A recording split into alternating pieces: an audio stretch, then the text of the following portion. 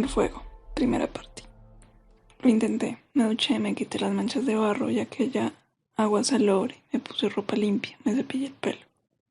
Mucho mejor así, dijo Kevin cuando me vio. Pero no. Rufus y sus padres no se habían alejado aún lo suficiente, no se habían convertido en el sueño que Kevin quería que fuesen. Se quedaron conmigo sombríos y amenazantes. Se construyeron un limbo y me metieron a mí en él. Yo había temido que volvieran los mareos mientras estaba en la ducha. Me asustaba caerme contra los azulejos y romperme la cabeza o volver al río aquel, donde quiera que estuviese, y encontrarme de repente desnuda entre desconocidos. Aparecería así, desnuda y vulnerable, en cualquier otro sitio. Me lavé a toda prisa. Luego volví a los libros de la salita, pero Kevin había terminado prácticamente de colocarlos todos. Ni se te ocurra pensar en desemparar nada más por hoy, me dijo. Vamos a comer algo por ahí. ¿Por ahí? Sí, ¿qué te apetece comer? Elige un sitio bonito por tu cumpleaños. ¿Aquí? Pero aquí de verdad no quiero ir a ninguna parte. ¿Por qué? Respiré hondo. Mañana, respondí, mañana salimos. No sé por qué, me parecía que sería mejor mañana. Habría dormido bien y el descanso pondría cierta distancia entre lo que había ocurrido y yo. Si no sucedía nada más, podría reponerme un poco.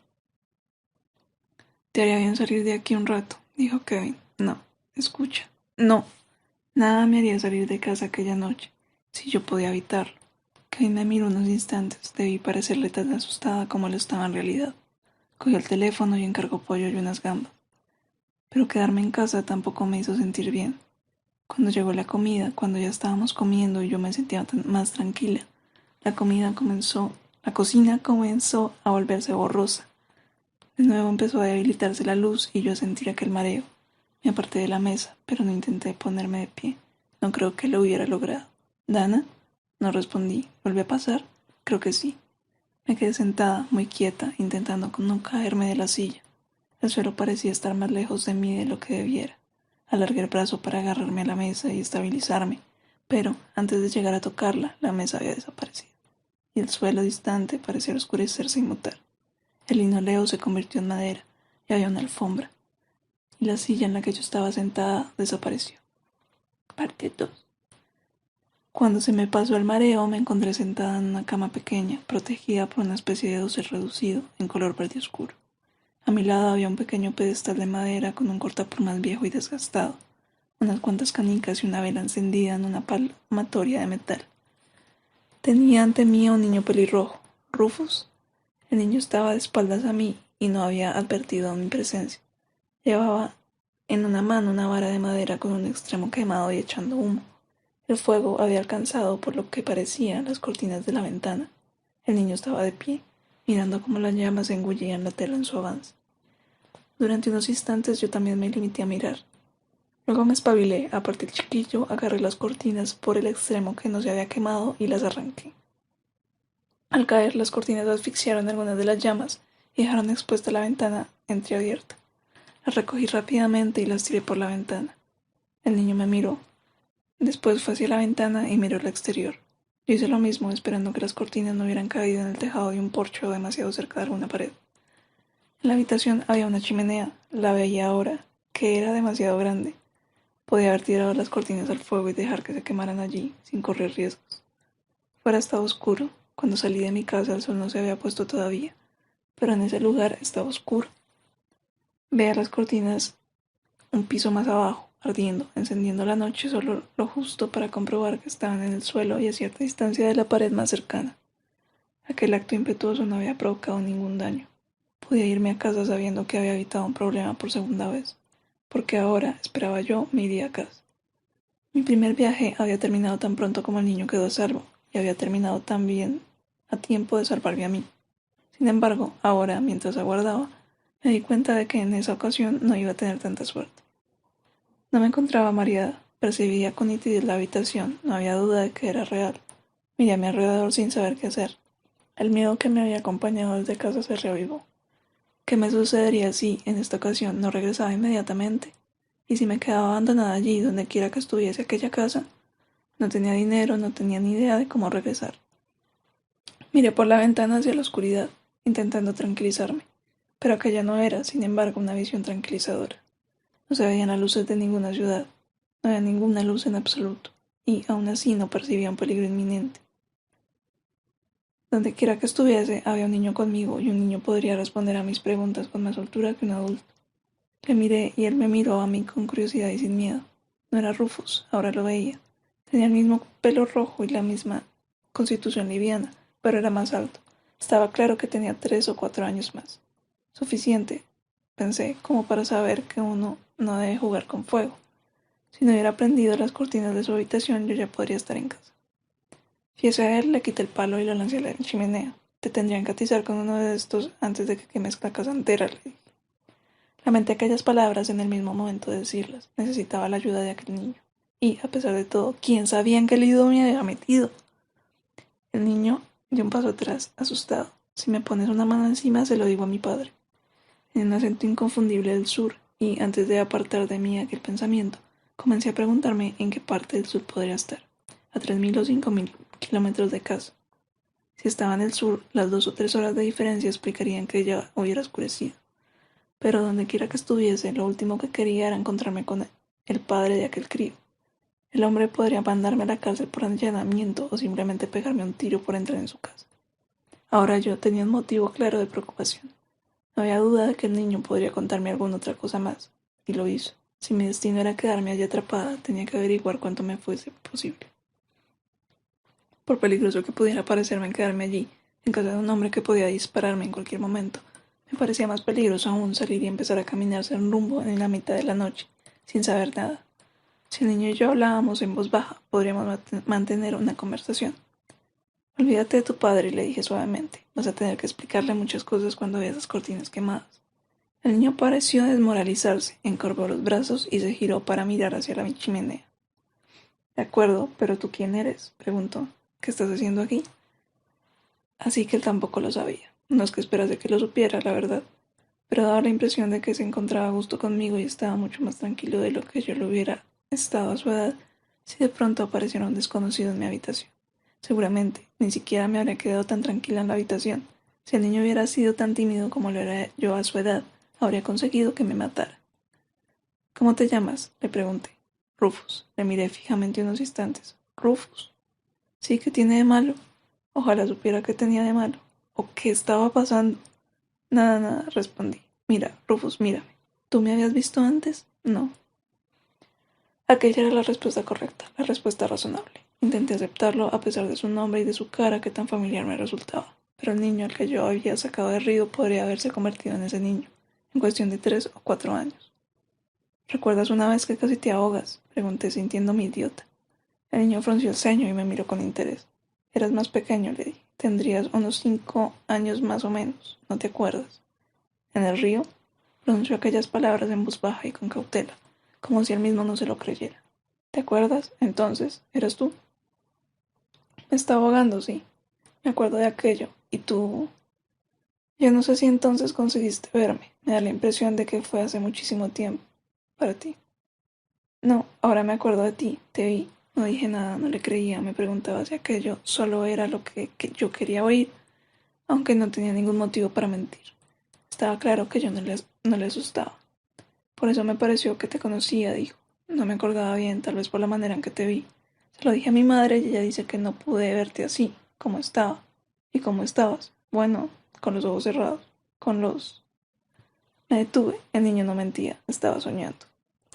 Es verdad, insistió, levantando la voz. Luego se recompuso y comenzó a susurrar. Así fue como te vi cuando me metí en el agujero. El agujero, el del río. Yo iba andando metida en el agua. Había un agujero. Me caí dentro y no conseguiría encontrar el fondo. Entonces te vi, dentro de una habitación. Veía una parte de la habitación. Estaba todo lleno de libros. Había más libros que en la biblioteca de mi padre.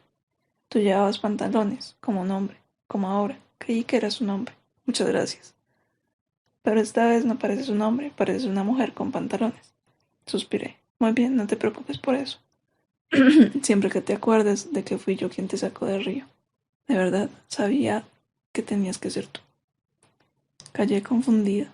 Creí que me recordabas. Recuerdo haberte visto. Fue como un momento en que dejé de ahogarme y te vi. Luego empecé a ahogarme de nuevo. Después de eso aparecieron mi madre y luego mi padre. Y la escopeta de padre, dije con amargura, tu padre casi me pegó un tiro. También pensó que eras un hombre y que ibas a hacernos daño a mi madre y a mí. Dice mi madre que ella le dijo que no te disparase y entonces desapareciste. Sí, probablemente había desaparecido ante sus ojos.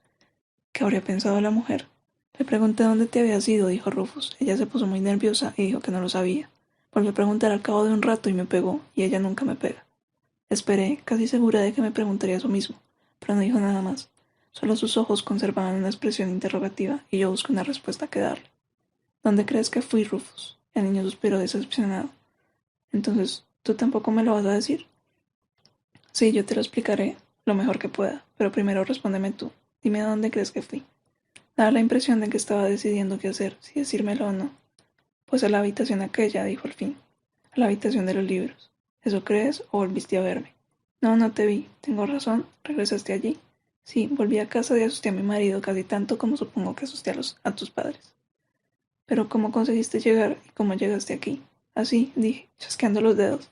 Esa no es una respuesta, es la única respuesta que tengo. Yo estaba en mi casa y de repente estaba aquí, ayudándote. No sé cómo sucede, no sé cómo puedo trasladarme así y no sé cuándo va a suceder. No puedo controlarlo yo. ¿Y quién puede? No lo sé. Nadie. No quería que creyese que él podía controlarlo, sobre todo si luego resultaba que sí.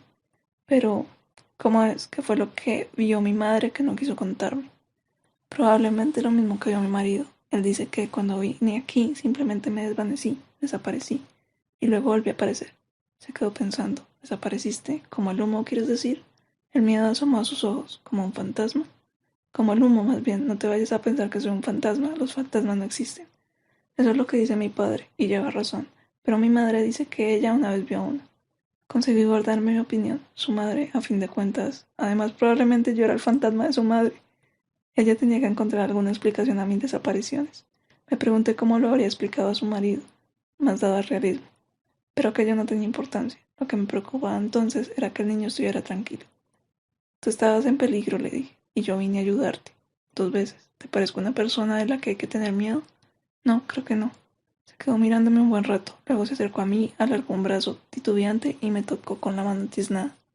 Ya ves que soy tan real como tú, dije. Asintió.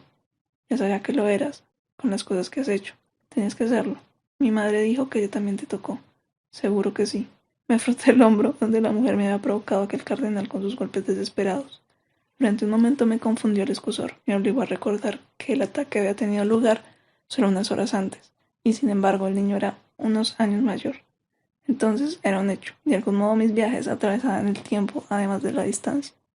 Y otro hecho. El niño era el objetivo de aquellos desplazamientos y puede que también la causa. Me había visto en mi propio salón, antes de que algo me llevara hacia él. Aquello no podía habérselo inventado.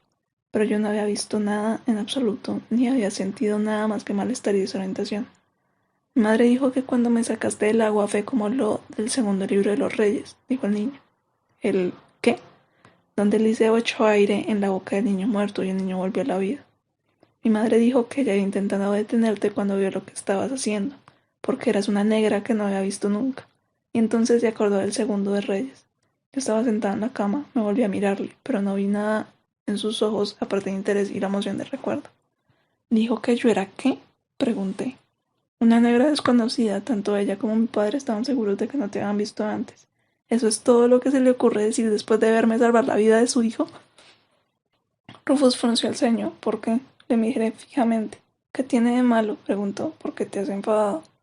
Tu madre siempre nos llama así, Rufe. ¿Un negro? ¿Una negra? Claro, salvo que tenga visita, pero ¿por qué no? Su expresión de inocencia al preguntarme me dejó confusa. O no sabía lo que estaba diciendo o le esperaba una brillante carrera en Hollywood. Fuese lo que fuese, no me parecía que me fuera a decir nada más. Soy una mujer negra, Rufe. Si no me llamas por mi nombre, así es como tienes que referirte a mí. Ya está. Pero, mira, yo te he ayudado, he apagado el fuego, ¿verdad? Sí, bien, entonces tú tienes que ser amable conmigo y referirte a mí como te he pedido que lo hagas. Se quedó mirándome fijamente. Y ahora dime. Comencé a hablarle con mayor dulzura. ¿Me viste también cuando las cortinas empezaron a arder? Quiero decir que sí me viste, igual que cuando te estabas ahogando. El momento para que pudiera cambiar el paso. Entonces respondió, no vi nada más que el fuego. Se había sentado en una silla vieja con el respaldo de listones que había junto a la chimenea, y me miraba. No vi nada hasta que estuviste aquí, pero tenía mucho miedo. Era parecido a cuando me estaba ahogando. Y no se parecía a otra cosa que recuerde. Pensé que se iba a quemar la casa entera por mi culpa y que me iba a morir. Asentí. Seguramente no te hubieras muerto porque te habría dado tiempo a salir. Pero si tus padres estaban dormidos, seguramente el fuego les habría alcanzado antes de despertarse. El niño miró la chimenea. Una vez que me lo establo, dijo: quería que mi padre me diera Nerón, un caballo que me gustaba, pero se lo vendió a reverendo Witham, solo porque reverendo Witham le ofreció un montón de dinero. Mi padre ya tiene mucho dinero. En fin, me enfadé mucho y quemé el establo. Mené la cabeza incrédula. El niño sabía ya más que yo de venganzas. ¿En clase de hombres iba a convertir? ¿Y por qué prendiste fuego a esto? ¿Tenías otra cuenta que ajustar con tu padre? Me pegó. ¿Lo ves? Se giró y se levantó la cabeza, la camisa, para que yo pudiera ver las ronchas rojas y alargadas que tenía. Y también otras marcas antiguas, cicatrices muy feas, de al menos otra paliza mucho peor. Ah, por amor de Dios. Dijo que yo había cogido dinero de su mesa y no era cierto. Rufus se encogió de hombros. Dijo que le estaba dejando por embustero y me pegó varias veces. Y no cogí más que $1. Se bajó la camisa y se volvió hacia mí. No supe qué responder a aquello. El chico podría considerarse afortunado si evitaba la cárcel cuando fuese mayor. Si llegaba a hacerlo, continuó. Empecé a imaginar que si quemaba la casa perdería todo su dinero. Y habría perderlo porque no pensé en otra cosa. Rufus tembló. Pero me acordé del establo, del látigo con el que me pegó cuando le prendí fuego. Mi madre dijo que si ella no lo hubiera detenido me habría matado. Yo tenía miedo esta vez. Temía que me matara. Así que quería pagarlo como fuera, pero no pude. No sabía qué hacer. Así que llamó. Ahora no me quedaba duda. El muchacho me atraía hacia sí de algún modo cuando se metía en un lío que no era capaz de manejar como lo hacía. Lo ignoro. Aparentemente no sabía que lo estaba provocando él. De haber sido consciente y de haberme llamado voluntariamente, podría haberme encontrado entre el padre y el hijo durante alguna de las palizas. No logré imaginar qué había ocurrido entonces. Yo ya tenía bastante con un encuentro con el padre de Rufus. El chico tampoco parecía muy interesado en la experiencia, pero ¿has dicho que te pegó con un látigo, Rufus? Sí, como esos con los que pega a los negros y a los caballos. Se detuvo un momento. ¿Como esos con los que pega? ¿A quiénes? Me lanzó una mirada cautelosa. No habla de ti, le quita importancia. No importa, aunque no hables de mí, puedes decir a las personas negras. Pero tu padre pega con un látigo a esa gente. Cuando hace falta. Mi madre decía que era cruel y vergonzoso que me pegara así. Daba igual lo que hubiera hecho. Después de aquello me llevó a Baltimore City, a casa de tía Mary. Pero él vino a buscarme. Después de un tiempo volvió de ello. Por un momento me olvidé del látigo y de los negros. Baltimore City, Baltimore, Maryland. Está Baltimore muy lejos de aquí, Rufe, al otro lado de la bahía, pero esto es Maryland, ¿no? Yo tenía familia en Maryland, gente que me prestaría ayuda si lo necesitaba y si pudiera llegar hasta allí. Estaba empezando a preguntarme, sin embargo, si podría llegar hasta algún sitio donde hubiera alguien conocido. Y empecé a sentir un miedo nuevo que crecía lentamente. Pues claro que estamos en Maryland, respondió Rufus. No sé cómo no sabes eso. ¿Qué día es hoy? No lo sé. El año, dime solo el año. Miró hacia la puerta y luego volvió a mirarme a mí enseguida. Me di cuenta de que, con mi ignorancia y mi repentina insistencia, me estaba poniendo nervioso. Me obligué a hablarle con más calma. Vamos, Rufe, sabes en qué año estamos, ¿no? En 1815. ¿En qué? 1815.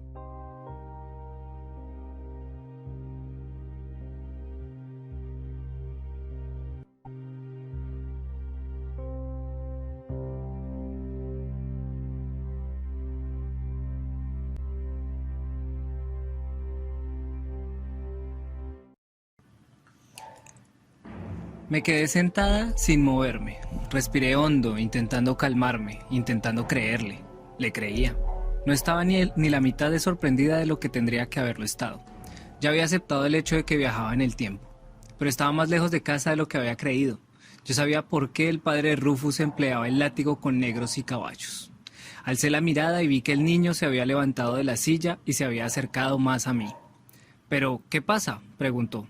«Sigues comportándote de una manera muy rara». «No es nada, Rufe, estoy bien». No, no lo estaba. Estaba fatal.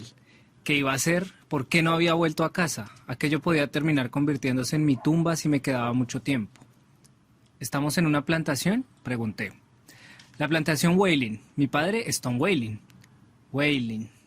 Aquel nombre disparó un recuerdo, algo en lo que yo no había pensado durante mucho tiempo. Rufus, ¿cómo escribes tu apellido? ¿W-E-Y-L-I-N? Sí, creo que es así. Le miré con un gesto de impaciencia. Un niño de su edad tenía que saber cómo se escribía su apellido, aunque fuera un nombre como ese, con una grafía poco habitual. Es así, respondió rápidamente. ¿Y hay una niña negra, tal vez esclava, que se llama Alice? ¿Vive por aquí? No sabía con seguridad el apellido de la niña. Aquel recuerdo me llegaba fragmentado. Claro, Alice es amiga mía. Ah, ¿sí? Me miraba fijamente las manos, intentando pensar. Cada vez que me habituaba a alguna imposibilidad, surgía otra. Pero no es esclava, respondió Rufus. Es libre, nacida libre, como su madre. Ah, entonces puede que... Dejé que se me apagara la voz mientras mi cabeza pensaba a toda prisa intentando encajar las cosas. Era en aquel estado, en aquella época, aquel apellido poco habitual, la niña, Alice. Puede que... ¿Qué? Me apremió Rufus. Sí, puede que... ¿Qué? Si yo no había perdido por completo la cabeza, si no me encontraba en el ojo de una alucinación perfecta, la más perfecta de la que haya tenido noticia, si aquel niño que tenía delante era real y decía la verdad, puede que fuese uno de mis antepasados. Puede que fuera mi tatarabuelo, un hombre que aún habitaba, vagamente vivo, en los recuerdos familiares, porque su hija había comprado una enorme Biblia metida en un cofre de madera tallado y ornamentado en el que había empezado a guardar los papeles familiares. Mi tío aún lo conservaba. La abuela Hagar Whaling, nacida en 1831. El suyo era el primer nombre apuntado en aquellos papeles, y ella había escrito los nombres de sus padres, Rufus Whaling y Alice Green, no sé qué Whaling. Rufus, ¿cuál es el apellido de Alice? Greenwood. Pero, ¿qué has dicho antes? ¿Puede que qué? Ah, nada. Pensé que tal vez yo conociera a alguien de su familia. Ah, ¿sí? No lo sé. Hace mucho tiempo que no veo a la persona en la que estaba pensando. ¿Quién se iba a creer aquella mentira? Pero era mucho mejor que la verdad. Rufus no era más que un chiquillo. Si se la contaba, pensaría que no estaba en mis cabales. Alice Greenwood. ¿Cómo se casó este niño? ¿Se casaron? ¿Y por qué nadie de mi familia había dicho que Rufus Whaling era blanco? Si es que lo sabían, claro, que probablemente no. Hagar Whaling Blake había muerto en 1880, mucho tiempo antes de que cualquier miembro de la familia que yo había conocido naciera. Sin duda, la mayor parte de los datos que teníamos sobre su vida habían muerto con ella, al menos antes de que llegaran, filtrados a mí. Solo quedaba la Biblia. Hagar había llenado muchas páginas con aquella cuidada caligrafía suya. Había una partida de su matrimonio con Oliver Blake y una lista de 7 hijos con sus respectivas partidas de matrimonio, algunos nietos. Después otra persona se hizo cargo de aquel registro familiar. Había muchos parientes a los que yo nunca había visto, a los que no conocería. ¿O sí? Miré al niño que sería el padre de Hagar. No había en él nada que me recordara a mis parientes. Cuanto más le miraba, más confusa estaba yo. Pero tenía que ser él. Tenía que haber algún motivo que justificara aquel vínculo que parecía existir entre nosotros. No es que creyera que una relación de consanguinidad pudiera explicar que algo me hubiera llevado hasta él en 2 ocasiones. No podía ser. ¿Qué era entonces? Lo que había entre nosotros era algo nuevo, que no tenía ni siquiera nombre. Había algo coincidente y a la vez ajeno entre nosotros que podía deberse a una relación de parentesco o no. Algún motivo tenía que existir para que yo me sintiera feliz por haber podido llegar a salvarle. A fin de cuentas, ¿qué habría sido de mí, de la familia de mi madre, si no le hubiera salvado? ¿Por eso estaba allí? No era solo para garantizar la supervivencia de un niño muy pequeño proclive a los accidentes. Era para garantizar la supervivencia de mi familia, mi propia existencia. ¿Qué habría pasado si el niño se hubiera ahogado? ¿Se habría ahogado de no ser por mí o le habría salvado su madre? ¿Habría llegado su padre a tiempo de salvarle a él? Supongo que uno u otro le habría salvado, de alguna manera. Su vida no podía depender de la intervención de una descendiente que aún no había sido concebida. No importaba lo que yo hiciera. Rufus tenía que sobrevivir para ser el padre de Hagar o yo no existiría. Y eso sí encajaba. Pero por alguna razón no encajaba lo suficiente para dejarme tranquila. No encajaba lo suficiente para animarme a probar si, ignorándolo, volvería a meterse en líos. Yo no habría podido ignorar a ningún niño que se encontrara en dificultades, pero este en concreto necesitaba atención especial. Si yo tenía que vivir, si otros tenían que vivir, él debía vivir. Y yo no podía poner a prueba esa paradoja. ¿Sabes?, me dijo mirándome con atención, te pareces un poco a la madre de Alice. Si llevaras vestido y el pelo recogido en alto, te parecerías mucho. Y se sentó junto a mí con gesto cómplice en la cama. Lo que me sorprende, entonces, es que tu madre no me confundiera con ella, dije. ¿Así vestida? Imposible. Al principio pensaría que eras un hombre, como yo lo pensé, y mi padre también. Ah, ahora me resultaba más sencillo entender la confusión. ¿Seguro que no eres pariente de Alice? No que yo sepa. Mentí y cambié de tema enseguida. Rufe, ¿aquí hay esclavos? Asintió. 38, dice mi padre. Levantó las piernas y las cruzó. Se sentó en la cama frente a mí sin dejar de examinarme con interés. Pero tú no eres esclava, ¿verdad? No. No me lo parecía. Ni hablas, ni vistes, ni te comportas como ellos. Ni siquiera tienes pinta de fugitiva. No lo soy. Y tampoco me llamas amo. Me di cuenta de que me estaba riendo. ¿Amo? Se supone que es lo que tendrías que hacer. Se puso muy serio. ¿Tú no quieres que te llame negra? Al verle tan serio, dejé de reírme. Además, ¿qué gracia tenía aquello? Seguramente Rufus tenía razón. Yo le debía sin duda un respeto, pero ¿amo? Tienes que decirlo, insistió. O joven amo, o señor. Igual que hace Alice. Tú también, se supone. No, negué con la cabeza. Nada de eso, a no ser que las cosas se pongan peor. El niño me agarró por el brazo con fuerza. Sí, susurró. Si no lo haces, te meterás en un lío. Y cuando te oiga mi padre... Me metería en un lío si me oía su padre dijera lo que dijera. Pero estaba claro que el niño estaba preocupado por mí. Incluso tenía miedo de lo que me ocurriera. Muy bien, dije. Si viene alguien, te llamaré señor Rufus. ¿Quieres? Si venía alguien, tendría suerte de salir vivo. Sí, respondió Rufus, con aspecto aliviado. Aún tengo cicatrices de la espalda de cuando mi padre me pegó con el látigo. Ya las vi. Había llegado el momento de marcharme de allí. Ya había hecho bastante, hablando, informándome y alimentando la esperanza de ser de vuelta a mi casa. Estaba claro que, fuese cual fuese el poder que me había obligado a proteger a Rufus, no había hecho nada por protegerme a mí. Tenía que salir de aquella casa e ir a algún lugar seguro antes de que amaneciera, si es que había por allí algún lugar donde yo estuviera segura. Me pregunté entonces cómo se las habían arreglado los padres de Alice, cómo habrían sobrevivido. Dijo Rufus de pronto. Di un respingo, le miré y me di cuenta de que había estado hablando. Había dicho algo que yo no había oído. ¿Que cómo te llamas?, repitió. Aún no me lo has dicho. ¿Aquello era todo? Edana, dije, pero casi todos me llaman Dana. Ay, no, dijo en voz baja mirándome igual que cuando me dijo que creyó haber visto un fantasma. ¿Qué tiene de malo? Nada, supongo, pero bueno... Quería saber si esta vez también te había visto antes de que llegaras aquí, como cuando apareciste en el río. Pues no, no te vi, pero creo haberte oído. ¿Cómo? ¿Cuándo? No lo sé, no estabas aquí, pero cuando empezó el fuego y yo me asusté tanto, oí la voz de un hombre que decía, ¡Dana! Y luego, ¿vuelve a pasar? Y alguien, creo que tú, susurró, creo que sí, te oí decirlo. Suspiré agotada. Echaba de menos mi cama y quería acabar con todas aquellas preguntas que no tenían respuesta. ¿Cómo había podido Rufus oírnos a Kevin y a mí a través del tiempo y del espacio? No tenía idea. No tenía tiempo ni siquiera de preocuparme. Tenía problemas más acuciantes. ¿Quién era aquel hombre?, preguntó Rufus. Mi marido. Me froté la cara con la mano. Rufe, tengo que salir de aquí antes de que se despierte tu padre. ¿Por qué no me dices por dónde bajo sin despertar a nadie? ¿Y a dónde vas a ir? No lo sé, pero aquí no puedo quedarme. Hice una pausa preguntándome en qué medida podía ayudarme el chico, hasta qué punto podía hacer algo. Estoy muy lejos de casa, dije, y no sé cuándo podré llegar. ¿Sabes de algún sitio al que pueda ir? Rufus descruzó las piernas y se rascó la cabeza. Puedes salir y esconderte fuera de la casa hasta que sea de día. Luego puedes salir del escondite y preguntarle a mi padre si puedes trabajar aquí. A veces contrata algún negro libre. Ah, ¿sí?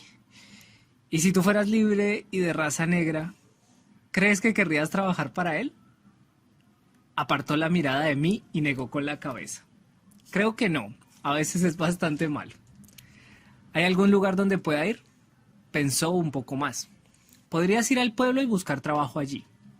¿Cómo se llama el pueblo? Easton. ¿Está lejos? No, no mucho. Los negros van a veces cuando mi padre les da tiempo libre. O tal vez... ¿Qué? La madre de Alice. Su casa está más cerca que el pueblo. Puedes ir allí y seguro que te dice dónde pedir trabajo. A lo mejor hasta puedes quedarte con ella y todo. Así yo podría verte antes de que vuelvas a tu casa. Me sorprendió que quisiera volver a verme. Yo no había tenido mucho trato con niños desde que yo misma dejara de serlo, pero por algún motivo me di cuenta de que me gustaba. Su entorno había dejado en él algunas marcas que no me gustaban tanto, pero en el sur de antes de la guerra podría haberme visto allí a merced de alguien mucho peor. Podría descender de alguien mucho peor. ¿Dónde puedo encontrar a la madre de Alice?, pregunté. Vive en el bosque. Vamos fuera, te diré cómo llegar. Cogió una vela y fue hacia la puerta de la habitación. Las sombras de la habitación se movían, terroríficas, al compás de Rufus. Me di cuenta de pronto de lo fácil que le resultaría traicionarme, abrir la puerta y salir corriendo o dar un grito de alarma. Pero no lo hizo. Abrió la puerta solo una rendija y miró al exterior. Luego se giró hacia mí y me hizo una seña. Parecía entusiasmado y complacido con la dosis de temor justa para resultar cauto. Yo me tranquilicé y le seguí rápidamente. Rufus estaba disfrutando la aventura. De pronto se veía de nuevo jugando con fuego, ayudando a una intrusa a escapar sin ser vista de la casa de su padre. De haberlo sabido, su padre seguramente habría cogido el látigo y nos hubiera pegado a los dos. Ya abajo se abrió la puerta, grande y pesada, sin hacer ruido, y nosotros salimos a la oscuridad casi total. Había media luna y varios millones de estrellas encendían la noche como nunca se había visto donde yo vivía. Rufus comenzó enseguida a darme instrucciones para ir a la casa de su amiga, pero yo le detuve. Antes tenía que hacer otra cosa. ¿Dónde han caído las cortinas, Rufe? Llévame hasta donde estén. Obedeció. Doblamos la esquina hasta llegar a un costado de la casa. Allí estaban las cortinas, humeando en el suelo. Si nos deshacemos de estas cortinas, ¿crees que podrás conseguirme que tu madre te ponga unas nuevas sin decir nada a tu padre?, pregunté. Creo que sí, dijo. De todos modos, casi no me habla. La mayor parte de la tela estaba fría. Pisoteé las zonas que aún mostraban un borde rojo, amenazando con arder de nuevo. Luego encontré un área bastante grande de tela sin quemar. Lo extendí y lo salpiqué de cenizas y toda clase de porquerías que encontré allí. Rufus me ayudaba en silencio. Cuando terminamos, enrollé la tela y así, como un paquete, se la di. Echa esto en la chimenea, le dije. Encárgate de que todo esto se haya quemado antes de quedarte dormido. Pero, Rufe, no quemes nada más. Bajó la mirada avergonzado. No, no lo haré. Bien, tiene que haber maneras menos arriesgadas de enfadar a tu padre. Y ahora dime, ¿cómo se va a casa de Alice? Me indicó el camino y luego me dejó sola en medio de la noche saliente y helada. Me quedé un momento en pie junto a la casa y sentí miedo y soledad. No me había dado cuenta hasta entonces de lo reconfortante que era la presencia del chico. Al fin empecé a caminar por la extensión de pradera que separaba la casa del campo abierto. Veía árboles dispersos aquí y allá, y edificios sombríos a mi alrededor. A un lado había una fila de pequeñas edificaciones que desde la casa no se veían apenas. Supuse que eran las cabañas de los esclavos. Me pareció ver a alguien moverse en torno a una de ellas y me quedé inmóvil un instante detrás de un árbol grande con muchas ramas. La figura desapareció en silencio entre dos barracones. Imagino que era un esclavo que tenía el mismo afán que yo por evitar que le pillaran por ahí fuera de noche. Rodeé un cercado donde habían cultivado una planta herbosa que me llegaba a la cintura y no intenté ni siquiera identificar con aquella luz tan débil. Rufus me había explicado que aquello era un atajo y que el trayecto por el camino era más largo. Además me alegraba evitar el camino, la verdad. La posibilidad de encontrarme con un adulto blanco me asustaba más que la posibilidad de sufrir algún tipo de violencia callejera en la ciudad donde vivía. Vi por fin un rodal boscoso que, tras cruzar los campos iluminados por la luna, me pareció una muralla de negrura. Me detuve ante los árboles unos segundos y me pregunté si, después de todo, no habría sido mejor idea ir por el camino. Entonces oí ladrar a unos perros.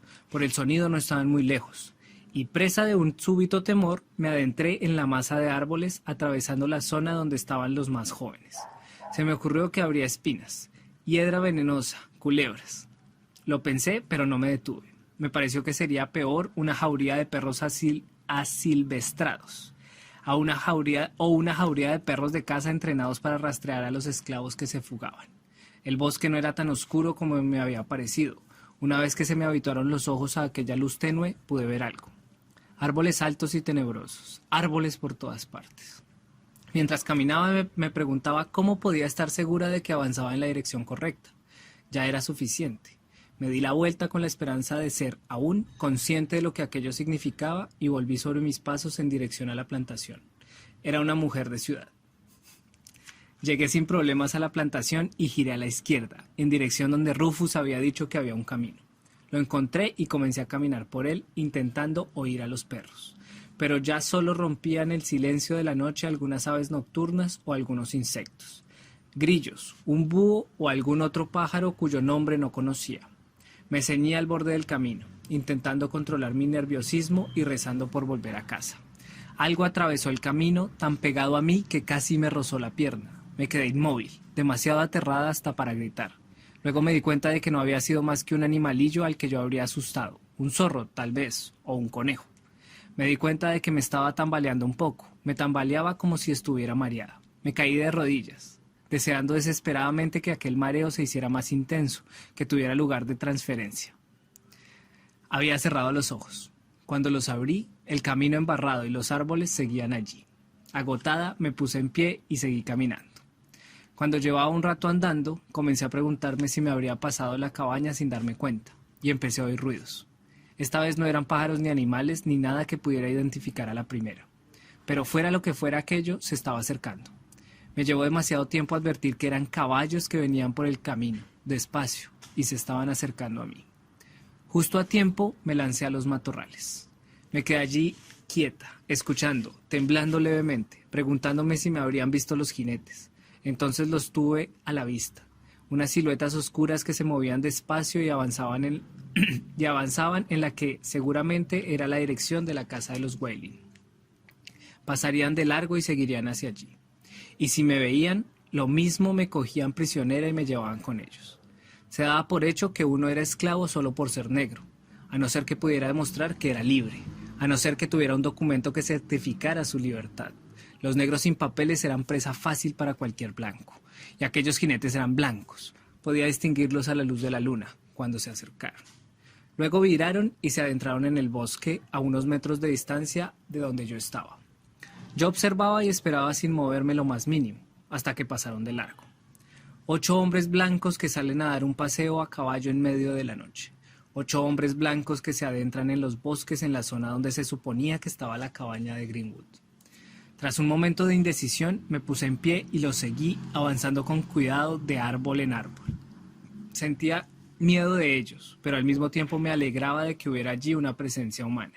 Aunque para mí podían ser muy peligrosos, por alguna razón no me parecían tan amenazadores como aquellos árboles oscuros y tenebrosos con sus extraños sonidos, y todo tan desconocido.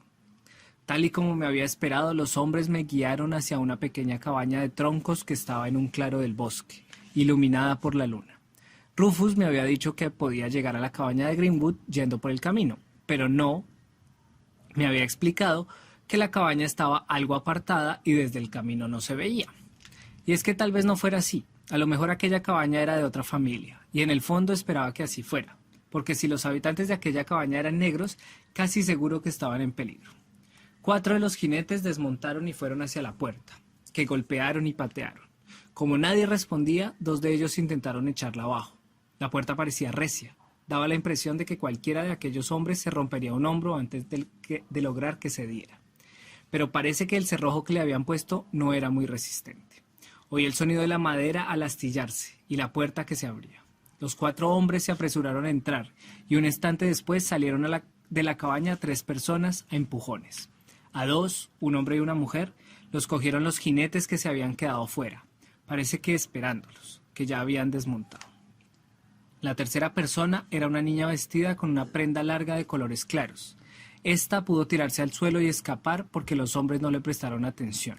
En su huida, llegó a unos cuantos metros de donde yo estaba escondida, en los arbustos que había cerca del borde del claro. Había empezado a hablar y yo podía distinguir las palabras en la distancia a pesar de que el acento me resultaba tan poco familiar. «No tiene pase», dijo uno de los jinetes. «Se ha fugado». «No, señor», rogó uno de los que habían salido de la cabaña, un hombre negro que se dirigía a los blancos. «Tenía un pase, tenía...» Uno de los blancos le golpeó en la cara. Los otros dos le sujetaron, pero él se cayó en medio de los dos. Siguieron hablando. «Si tenías un pase, ¿dónde está?» «No lo sé, se me debió de caer cuando venía hacia aquí». Empujaron al hombre contra un árbol, tan cerca de mí que tuve que tumbarme bien pegada al suelo. El miedo me inmovilizaba. Como no tuviera suerte, alguno de aquellos blancos me vería, o, en medio de la negrura, no me vería y se caería encima de mí. Obligaron al hombre a abrazarse al árbol y le ataron las manos para que no se escapara. El hombre estaba desnudo, parece que le habían sacado de la cama. Miré a la mujer que estaba de pie inmóvil junto a la cabaña y vi que se estaba envolviendo en algo, una manta quizá. Me di cuenta de que uno de los blancos se la arrancaba. Ella dijo algo con una voz tan queda que lo único que capté fue su tono de protesta. «Cierra la boca», ordenó el hombre que le había quitado la manta. Luego la tiró al suelo. Además, ¿quién demonios te crees que eres? Uno de los otros hombres se unió a él. ¿Qué te crees que tienes tú que no hayamos visto antes? Se oyeron unas risas estridentes.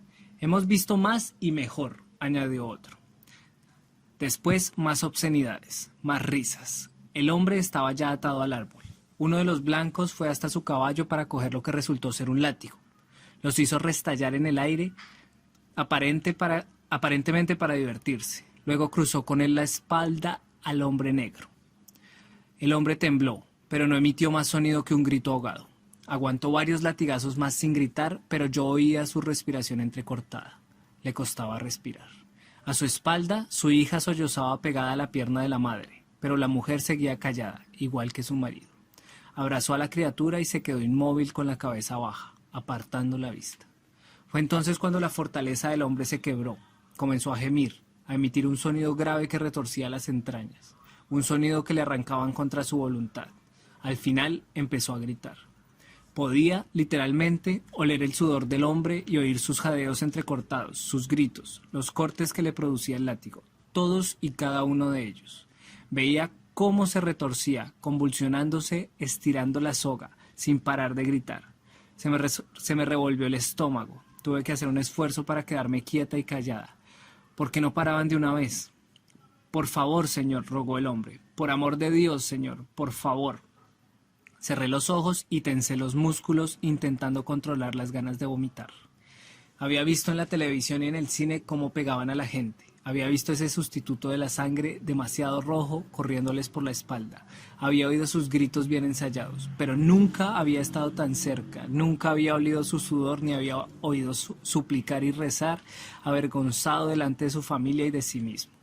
Probablemente estaba menos preparada para la realidad que aquella niña que lloraba no muy lejos de mí. De hecho, ambas estábamos reaccionando de manera muy parecida. Yo tenía la cara húmeda por el llanto y la mente buscando enloquecida la manera de sintonizar con algo que la apartara de los latigazos. En algún momento, este último despliegue de cobardía me proporcionó algo que sí me fue útil.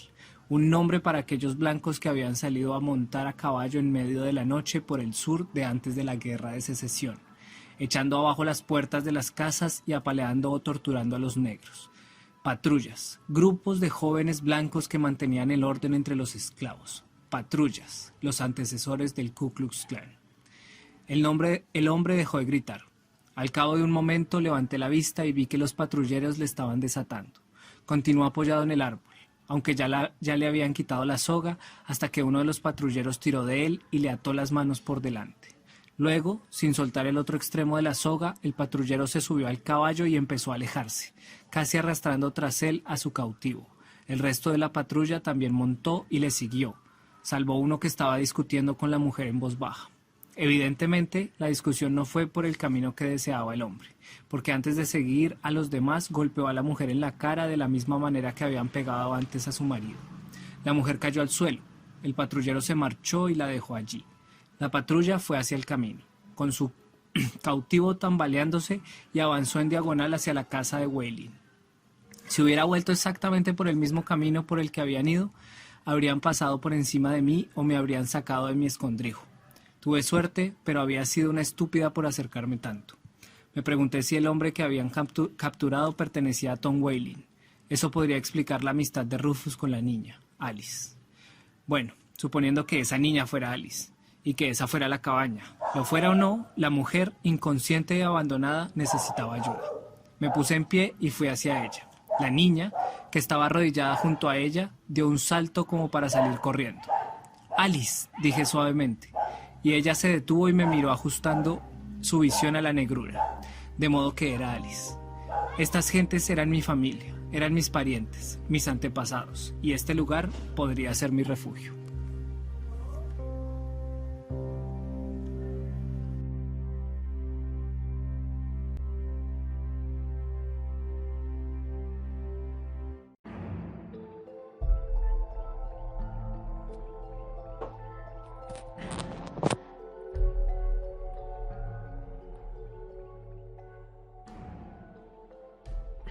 Soy una amiga, Alice, dije mientras me arrodillaba y sujetaba la cabeza de la mujer, intentando colocársela en una posición más cómoda. Alice me observó reticente y entonces preguntó en un susurro: ¿está muerta? Levanté la mirada y la niña era menor que Rufus, de piel oscura, esbelta y menuda. Se limpió la nariz con la manga y resolló. No, no está muerta. ¿Hay agua en la casa? Sí, trae un poco. Fue corriendo a la cabaña y regresó a los pocos segundos con una calabaza llena de agua. Humedecí un poco la cara a la madre y le limpié la sangre de la nariz y la boca. Por lo que pude ver, parecía tener más o menos mi edad, esbelta como su hija, como yo en realidad. Y como yo, era de huesos finos, probablemente no todo lo fuerte que tenía que ser para sobrevivir en aquella época. Pero estaba sobreviviendo, a duras penas. Quizá pudiera enseñarme a hacerlo a mí. Recuperó despacio la conciencia. Primero gimió un poco, luego gritó fuerte: «Alice, Alice». «¿Mamá?», contestó la niña, no muy convencida. La mujer abrió más los ojos y me miró fijamente. «¿Quién eres tú?» «Una amiga. He venido a buscar ayuda, pero creo que ahora prefiero prestarla yo. Cuando se sienta capaz de levantarse, le ayudaré a entrar en la casa». «Te he preguntado quién eres». La mujer endureció el tono de voz. «Me llamo Dana. Soy libre». Yo estaba arrodillada a su lado y vi cómo me miraba la blusa, los pantalones, el calzado, que para vaciar las cajas de la mudanza y trabajar por casa eran un par de botas safari viejas. Me miró a placer y luego me juzgó. «Fugitiva, querrás decir». «Eso dirían los patrulleros porque no tengo papeles, pero soy libre, nacida libre y pretendo seguir siéndolo. Me vas a meter en un lío. Esta noche no, esta noche ya ha tenido su parte». Dudé un momento, me mordí el labio y luego añadí en voz queda: «No me eche, por favor». La mujer permaneció en silencio durante unos segundos. Vi que miraba a su hija y luego se tocaba la cara y se limpiaba la sangre de la comisura de la boca. «No te iba a echar», dijo suavemente. «Gracias». Le ayudé a levantarse y entré en la cabaña, el refugio, más bien, unas horas de paz. Tal vez al día siguiente por la noche podría seguir actuando como la fugitiva que aquella mujer pensaba que era. Quizá ella podría darme alguna información, como cuál era el camino más rápido y más seguro para ir hacia el norte. La cabaña estaba a oscuras. Solo había un fuego mortecino en la chimenea. La mujer consiguió llegar hasta la cama sin problemas. «Alice», llamó. «Estoy aquí, mamá». Echó un tronco a la lumbre. Vi que la niña obedecía, con el camisón largo colgando peligrosamente cerca de las brasas. La amiga de Rufus tenía tan poco miedo al fuego como él.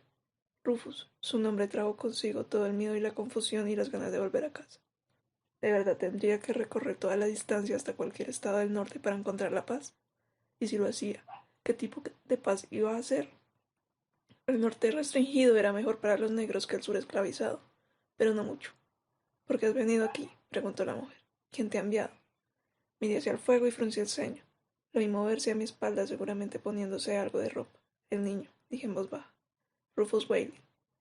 Los ruiditos cesaron. Se hizo el silencio durante un momento. Me di cuenta de que estaba ocurriendo un riesgo al hablar de Rufus. Probablemente un riesgo absurdo. Me pregunté por qué lo había hecho. «Nadie me conoce, nadie más que él», continué. El fuego empezó a reavivarse alrededor del tronco que había echado Alice. El leño crujió y chisporroteó, y llenó el silencio hasta que Alice dijo: «El señor Rufe no dirá nada». Se encogió de hombros. Nunca dice nada. Y allí, en sus palabras, estaba el riesgo que había corrido. No lo había pensado hasta ese momento, pero si Rufus contaba lo que no debía, la madre de Alice tendría que saberlo, para poder esconderme o echarme. Esperé a ver qué decía. «¿Seguro que no te ha visto su padre?», preguntó. Eso tenía que significar que estaba de acuerdo con Alice y que Rufus tenía razón. Tom Waitley había marcado a su hijo con el látigo, seguramente, más de lo que él mismo creía. ¿Estaría yo aquí si me hubiera visto el padre?, pregunté. Creo que no. Me volví hacia ella, se había puesto un camisón largo y blanco como el de su hija. Se sentó al borde de la cama mirando. No muy lejos de mí había una mesa hecha con gruesas planchas de madera lijadas y un banco que era un trozo de tronco partido por la mitad. Me senté en el banco. ¿Es Tom Waitley el amo de su marido?, pregunté. Asintió con tristeza. ¿Lo has visto? Sí. No tenía que haber venido. Le dije que no viniera. Pero tenía pase. Rió con amargura. No, ni se lo iban a dar. No para venir a verme. El señor Tom le dijo que se buscara otra mujer allí en la plantación. De esa manera él sería el dueño de todos sus hijos. Miré a Alice. La mujer me miró a mí. Nunca será el dueño de un hijo mío, afirmó con decisión. Dudé. Parecían tan vulnerables. Seguramente aquella no era la primera visita de la patrulla ni sería la última. En un lugar como aquel, ¿cómo podía una mujer estar tan segura de nada? Pero el resto era historia. De alguna manera, Rufus y Alice acabarían juntos. ¿De dónde eres?, preguntó la mujer de repente. Por cómo hablas, no eres de por aquí. El nuevo tema de conversación me pilló desprevenida. Estuve a punto de decir de Los Ángeles. De Nueva York, mentí tranquilamente. En 1815, California no era más que una remota colonia española, una colonia de la que aquella mujer probablemente no había oído hablar. Eso está muy lejos, dijo la mujer. Allí está mi marido. ¿De dónde salía esta mentira? Y la había soltado con toda la añoranza que sentía por Kevin, que estaba demasiado lejos para llegar hasta él por cualquier medio. La mujer se acercó a mí y se quedó de pie mirando. Me pareció muy alta, estirada y adusta, y muchos años mayor. ¿Te han traído a ellos?, preguntó. Sí. Tal vez había sido secuestrada, en cierto modo. ¿Estás segura de que no lo han traído a él también? Estoy segura, solo a mí. Y ahora tienes que volver. Sí, respondí con toda mi furia, con toda mi esperanza. Sí. La verdad y la mentira se habían fundido en una. Se hizo el silencio. La mujer miró a su hija y luego a mí, de nuevo. Te puedes quedar hasta mañana por la noche, dijo. Entonces irás a otro sitio. Hay otro sitio al que puedes ir. Te darán algo de comida y se detuvo con expresión de remordimiento. ¿Tendrás hambre? Voy a traerte. No, no tengo hambre, solo cansancio. Entonces vete a la cama, y tú también, Alice. Aquí hay sitio para las 3, ya está. Se dirigió hacia la niña y comenzó a barrer parte de la suciedad que Alice había metido en la casa. Vi que cerraba los ojos un momento y luego miró hacia la puerta. Dana, has dicho. ¿Te llamas Dana? Sí. Me he olvidado la manta, dijo. La he dejado fuera cuando la he dejado fuera. Yo iré, dije. Fui hacia la puerta y miré afuera. La manta estaba en el suelo donde le había lanzado el patrullero, no lejos de la casa. Fui a agacharme, pero justo cuando la agarraba alguien me cogió por el brazo y empezó a sacudirme. Me vi de repente frente a un hombre blanco de cara ancha y pelo oscuro, de constitución recia, y unos 15 centímetros más o menos más alto que yo. ¿Qué demonios?, balbuceó. Tú no eres. Me miró como si no estuviera muy seguro. Creo que me parecía demasiado la madre de Alice y eso le desconcertó un poco. ¿Quién eres tú?, preguntó. ¿Qué estás haciendo aquí? ¿Qué podría hacer? Me tenía agarrada firmemente y apenas percibía los esfuerzos que yo hacía por soltarme. Yo vivo aquí, mentí. ¿Qué estás haciendo tú aquí? Pensé que sería más sencillo que me creyeran, siempre a un tono indignado. Pero no fue así. Me pegó una fuerte bofetada con una mano mientras me sujetaba con la otra. Dijo despacio. No tienes modales, negra. Yo te enseñaré. No dijo nada. Todavía me pitaban los oídos del golpe, pero le oí decir. Podría ser su hermana, su gemela, casi. Me pareció que era bueno que pensara aquello, así que no dije nada. El silencio parecía ser lo más seguro. Su hermana vestida como un chico, esbozó una sonrisa. La hermana fugitiva. Me preguntó cuánto valdrás. El pánico se apoderó de mí. Ya era bastante horrible que me hubiera atrapado y me tuviera agarrada así. Y ahora se proponía entregarme como si fuera una fugitiva. Le clavé en el brazo las uñas con la mano que tenía libre y le rasgué la piel desde el codo hasta la muñeca. La sorpresa y el dolor se hicieron aflojar un poco y pude soltarme. Le oí gritar, le oí salir corriendo tras de mí. Yo fui hacia la puerta de la cabaña, pero me topé con la madre de Alice que me impedía entrar. No. No entres, susurró. No entres aquí, por favor. No podía entrar. El hombre me atrapó, tiró de mí y me lanzó contra el suelo. Iba a patearme, pero rodé hacia un lateral y me puse en pie de un salto. El horror me proporcionaba una velocidad y una agilidad que yo no sabía que tenía. Volví a correr, esta vez hacia los árboles. No sabía hacia dónde iba, pero el ruido que hacía el hombre persiguiéndome me obligaba a seguir hacia adelante en zigzag. Ahora deseaba que el bosque fuera más espeso y oscuro para poder perderme en él. El hombre me derribó y me golpeó contra el suelo. Al principio me quedé pasmada, incapaz de moverme o defenderme, ni siquiera cuando me empezó a pegar. Puñetazos, al principio. Nunca me habían pegado de esa manera. Nunca pensé que pudiera encajar tantos golpes sin perder la conciencia. Cuando intentaba escabullirme, tiraba de mí. Cuando trataba de apartarle, apenas parecía advertirlo. Hubo un momento en el que conseguí, sin embargo, captar su atención. Se había agachado y se me había acercado mucho. Yo estaba tumbada boca arriba. Levanté las manos y se las puse en la cara. Logré taparle en parte los ojos con los dedos. En ese momento supe que podría detenerle, paralizarle en aquella época primitiva, destruirle los ojos. Lo único que tenía que hacer era mover un poco los dedos y hundirlos en los tejidos blandos. Privarle de la vista, provocarle así un sufrimiento mayor que el que él me estaba dando a mí. Pero no pude. Solo pensarlo me ponía mala, me inmovilizaba las manos ahí donde estaban. Tenía que hacerlo, pero no podía. El hombre se apartó las manos de la cara y se retiró de mí, y yo me maldije por mi estupidez absoluta. Había perdido mi oportunidad sin hacer nada. Mis escrúpulos eran de otra época, pero me los había llevado conmigo, y ahora me venderían como esclava solo por no tener estómago para defenderme con eficacia. ¡Esclava! Y había otra amenaza más inmediata. El hombre había dejado de pegarme. Lo único que hacía en ese momento era mantenerme sujeta y mirarme. Me di cuenta de que se las había dejado, me di cuenta que le había dejado algunos arañazos en la cara. Arañazos superficiales, insignificantes. Se los frotó con las manos, miró la sangre y me miró a mí. ¿Sabes que vas a pagar por esto, verdad?, dijo. Yo no respondí, por la estupidez y que tendría que pagar en todo caso. Seguro que tú vales lo mismo que tu hermana, dijo. He venido a por ella, pero tú eres igual. Esto me aclaró quién era seguramente. Uno de los patrulleros, probablemente el que había pegado a la madre de Alice. Alargó un brazo y me rasgó la blusa. Los botones volaron, pero yo no me moví. Entendí lo que aquel hombre se proponía hacer. Iba a desplegar parte de su propia estupidez y de ese modo me iba a dar otra oportunidad de destruirla. Casi me sentí aliviada. Me arrancó el sujetador y yo me preparé para actuar. Una embestida rápida y listo. Pero entonces, sin motivo aparente, se puso de pie y me volvió a golpear con el puño. Yo aparté la cabeza y choqué contra algo duro justo cuando su puño aterrizaba en mi mandíbula. Este dolor nuevo desbarató mi resolución y me lanzó de nuevo a un lado. Antes de que él volviera a inmovilizarme, solo pude moverme unos centímetros, pero fueron suficientes para ver con qué me había golpeado. Era un palo, tal vez una rama de árbol. Lo agarré con las dos manos y le golpeé con todas mis fuerzas en la cabeza. Se derrumbó sobre mi cuerpo. Yo estaba tumbada, jadeando, intentando reunir fuerzas para ponerme en pie y echar a correr. El hombre tenía que haber traído un caballo. Si lograba encontrarlo. Salí a rastras de debajo de su cuerpo pesado y traté de ponerme en pie. A medio camino sentí que perdía la conciencia y caía de espalda. Me agarré a un árbol y quise permanecer consciente. Si llegaba el hombre y me encontraba allí, me mataría. Seguro que me mataría. Pero no pude mantenerme agarrada al árbol. Me caí, me dio la impresión de que muy lentamente y me hundí en una negrura sin estrellas. El dolor me arrasó de nuevo la conciencia.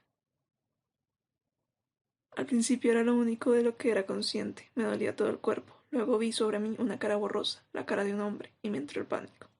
Me aparté, le apreté y clavé las uñas en aquellas manos que intentaban tocarme. Traté de morderle, traté de llegar a sus ojos.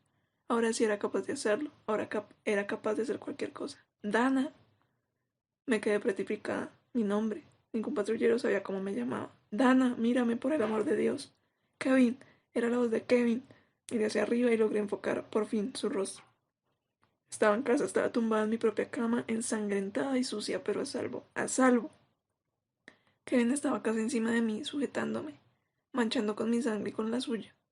Me di cuenta de que le había arañado la cara muy cerca del ojo. Kevin, lo siento. ¿Estás bien ya? Sí, creía. Creía que eras el patrullero. ¿El qué? Luego te cuento. Dios, cómo duele y qué cansada estoy, pero da igual, estoy en casa. Estabas estado fuera 2 o 3 minutos. No sabía qué pensar. No sabes qué alivio que hayas vuelto. 2 o 3 minutos. Casi 3. He mirado el reloj, pero me ha parecido más tiempo. Cerré los ojos dolorida y agotada. Entonces no solo a mí me había parecido más tiempo. Había estado fuera varias horas y lo sabía bien, pero en ese momento no me sentía capaz de discutirlo. No era capaz de discutir nada. Ese arrebato que me había impulsado a luchar cuando pensaba que así salvaría el pellejo me había abandonado. Te voy a llevar al hospital, dijo Kevin. No sé cómo voy a explicarlo, pero necesitas ayuda. No. Se levantó, sentí que me levantaba a mí. No, Kevin, por favor. Escúchame, no tengas miedo, yo estaré contigo. No. Mira, lo único que hizo fue golpearme varias veces, me pondré bien. Sentí de repente que volví a aquella fuerza, ahora que la necesitaba. Kevin, me fui de aquí la primera vez y también esta, y aquí he vuelto. ¿Qué pasará si desaparezco estando en el hospital y regreso allí? Probablemente nada, pero se había detenido. Nadie que te vea desaparecer y luego regresar se lo creerá, y nadie osaría contárselo a otro. Por favor, déjame dormir. Eso es lo que de verdad me hace falta, descansar. Los cortes y los golpes se curarán y yo me pondré bien. Me llevó otra vez a la cama, probablemente contra su propia voluntad. ¿Cuánto tiempo pasó para ti? Preguntó. Horas, pero solo se complicó al final. ¿Quién te hizo esto? Un patrullero. Pensó que era fugitiva. Fruncí el ceño. Necesito dormir, Kevin. Te lo explicaré mejor mañana, te lo prometo. Se me apagaba la voz. Dana, dio un respingo intentando prestarle atención de nuevo. ¿Te violó? Suspiré. No, le pegué con un palo, le dije inconsciente. Déjame dormir. Espera un momento. Sentí que me alejaba de él. Para mí era casi imposible seguir escuchando e intentar entender algo. Casi imposible responder. Suspiré y cerré los ojos. Le oí ponerse en pie y alejarse. Oí agua correr en algún sitio. Y luego me dormí.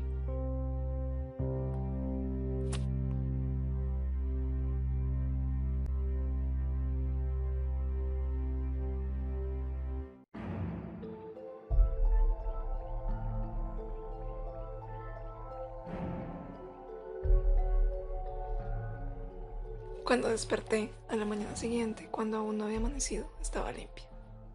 Llevaba puesto un camisón viejo, de franela, que no había usado desde que nos casamos y que desde luego nunca me había puesto en junio. Junto a mí tenía una bolsa de loneta con un par de pantalones, una blusa, ropa interior, un jersey, zapatos y la navaja más grande que había visto en mi vida.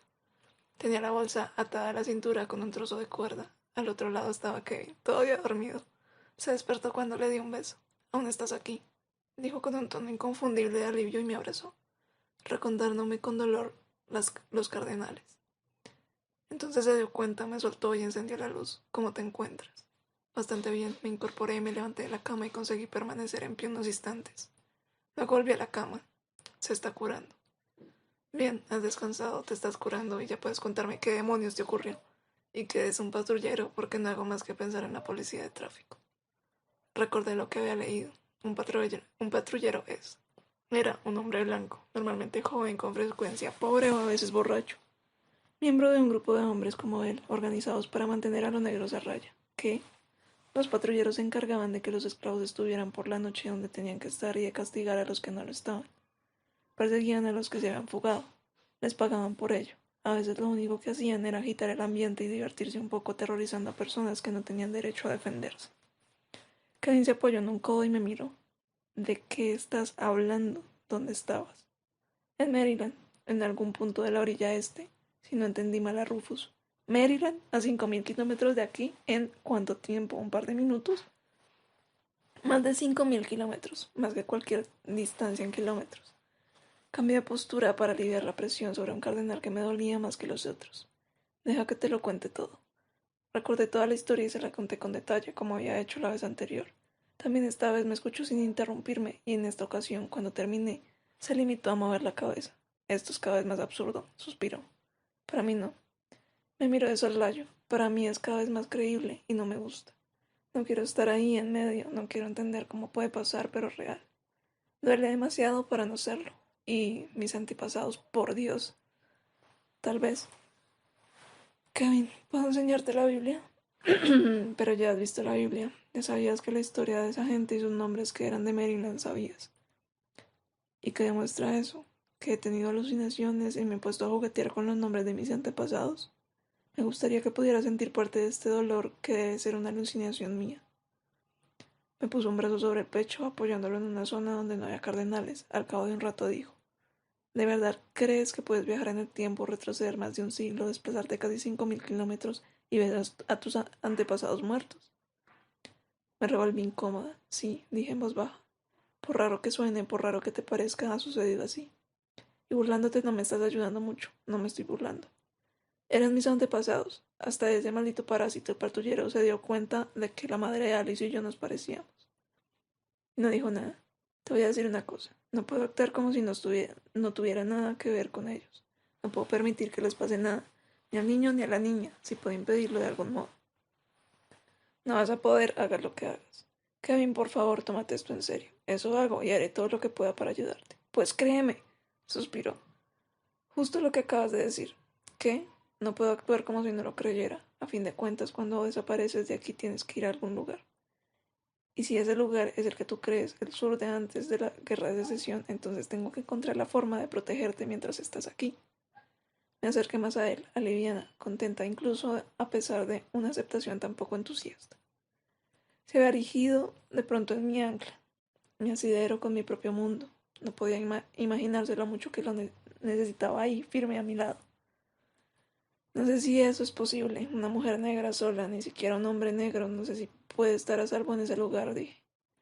Pero si tienes alguna idea, estaré encantada de escucharla. No dijo nada durante unos segundos. Luego alargó los brazos por encima de mi cuerpo para agarrar la bolsa de lona y sacar la navaja. Esto te dará más opciones si eres capaz de usarla. Ya la has visto. ¿Sabes usarla? Lo que quieres saber es si voy a usarla. También. Sí. Antes de esta última noche puede que no estuviera tan segura, pero ahora sí. Se levantó y salió un momento de la habitación, luego regresó con 2 reglas de madera. Demuéstramelo, dijo. Desaté el cordel de la bolsa de lona y me levanté recordando el dolor de algunos músculos al moverme. Avancé cojeando hacia él, cogí una de las reglas y la miré. Me froté la cara soñolienta. Y con un movimiento súbito le di un golpe fulminante con la regla en el abdomen justo cuando él abría la boca para pedir algo. Eso es, dijo. Hizo una mueca. Kevin, no creo que vaya a participar en una pelea de iguales. No dijo nada. ¿No lo entiendes? Soy una pobre negra tonta y asustada hasta que cambie mi suerte. Si las cosas se ponen de mi parte, ni siquiera verán la navaja. No hasta que sea tarde. Negó con la cabeza. ¿Qué más hay que no sepa de ti? Me encogí de hombros y volví a la cama. He presenciado la violencia de esa época en la pantalla el tiempo suficiente para haber aprendido un par de cosas. Me alegra saberlo. Pues no sirve de mucho. Se sentó cerca de donde yo estaba tumbada. ¿Qué quieres decir?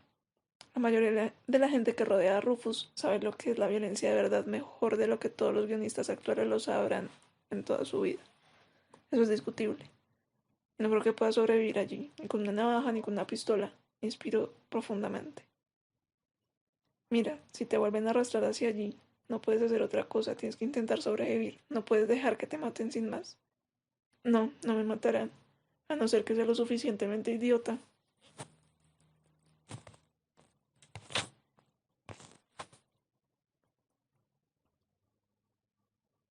Como para resistirme a que me hagan otras cosas que suelen hacer, como violarme, llevarme a la cárcel por escaparme y venderme al mejor postor cuando vean que mi dueño no viene a reclamarme. Me froté la frente, casi preferiría no haber leído cosas de estas. Pero no tiene por qué suceder así, había negros libres. Tú podrías pasar por uno de ellos. Los negros libres tienen papeles que prueban que son libres, y tú también puedes tenerlos, podemos falsificar Si supiéramos cómo, quiero decir que no sabemos qué aspecto tiene un certificado de libertad. Yo le digo algo de eso, pero nunca he visto uno. Se puso en pie y se fue al salón. Un momento después volvió y dejó caer sobre la cama un cargamento de libros. He traído todo lo que tenemos sobre la historia de los negros, dijo. Empieza a buscar. Había 10 libros, comprobamos el índice de todos ellos y hojeamos algunos página por página para asegurarnos. Nada. Lo cierto es que no había pensado en que aquellos libros podría haber algo. No los había leído todos, pero sí les había echado un vistazo anteriormente. Entonces iremos a la biblioteca, dijo Kevin. Iremos hoy mismo en cuanto abran. Sí, aún estoy aquí cuando abren. Dejó los libros en el suelo y volvió a meterse en la cama. Se quedó tumbado a mi lado mirándome con aire inquisidor. Y el pase que se suponía que tenía el padre de Alice. Un pase no es más que una nota manuscrita donde consta que el esclavo tiene permiso para estar fuera de casa en un determinado momento. Una simple nota. Exacto, dije. ¿Te das cuenta? Esa es una de las razones por las que en algunos estados era ilegal enseñar a los esclavos a leer y escribir.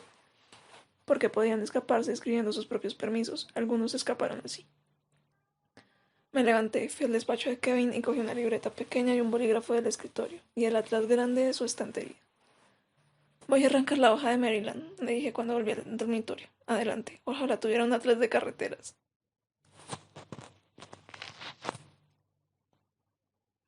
que no existirían entonces, pero podría orientarme para moverme por allí. En este aparecen las rutas principales y muestra también muchos ríos. Seguro que en 1815 no había muchos puentes. Miré con atención el mapa y volví a levantarme. ¿Qué buscas ahora? La enciclopedia. Quiero ver cuándo construyó la ferroviaria de Pensilvania esta fantástica vía de tren que recorre la península. Tendría que ir hasta Delaware para cogerlo, pero me llevaría hasta Pensilvania. Olvídalo, dijo. En 1815 no había trenes. Busqué de todos modos y vi que la ferroviaria de Pensilvania no había empezado a construir hasta 1846. Volví a la cama y metí el bolígrafo, el mapa y la libreta en la bolsa de lona. Volví a atarte esa cuerda a la cintura, dijo Kevin. Obedecí sin replicar. Creo que se nos ha olvidado algo, dijo. Volver a casa podría resultarse más fácil de lo que crees. Volver a casa, aquí, tal vez tengas más control sobre tu regreso del que te crees. No tengo ningún control en absoluto. Puede que sí, escucha. ¿Recuerdas el conejo o lo que fuera, eso que dijiste que había cruzado el camino delante de ti? Sí. ¿Te asustó? Me atemorizó. Durante unos segundos pensé que era, no sé, algo muy peligroso. Y el miedo te hizo marearte y pensaste que volvías a casa. Te sueles marear cuando sientes miedo, ¿no? No, creo que esta vez tampoco. Al menos no en el sentido normal. Creo que tenías razón. Casi vienes a casa. Tu miedo casi te envía de casa, de vuelta a casa. Pero mientras estuve allí tuve miedo constantemente. Estaba horrorizada, casi al borde de la locura, mientras aquel patrullero me pegaba. Y sin embargo, no regresé hasta que le dejé fuera de combate. Me salvé yo sola. Esto no ayuda mucho, no. Pero, verás, ¿crees que ya se había resuelto tu pelea con el patrullero? Dices que tenías miedo de que te encontrara allí sin conocimiento y te matara. Lo hubiera hecho por venganza. Yo me defendí y le hice daño, sí. Pero no creo que me hubiera dejado marchar así sin más. Puede que tengas razón. Tengo razón. O, mejor dicho, crees que la tienes. Kevin, espera, escúchame. Creíste que tu vida corría peligro, que el patrullero te iba a matar. Y en el viaje anterior también creíste que tu vida estaba en peligro porque el padre de Rufus te estaba apuntando con el rifle. Sí. Y con lo del animal, creíste que era algo peligroso. Pero lo había tiempo. Era un borrón negro, pero fue suficiente para darme cuenta de que era algo pequeño e inofensivo. Ya veo lo que quieres decir. Que hubiera sido mejor para ti que el animalito fuese una serpiente. Tu peligro, entonces, o lo que hubieras percibido como peligro, te habría devuelto a casa antes de encontrarte con el patrullero. Entonces, el miedo de Rufus a la muerte es lo que me trae hacia él. Y mi propio miedo a la muerte lo que me devuelve a casa. Eso parece. Pues me ayuda mucho, la verdad. Pero podría. Piensa lo que hay.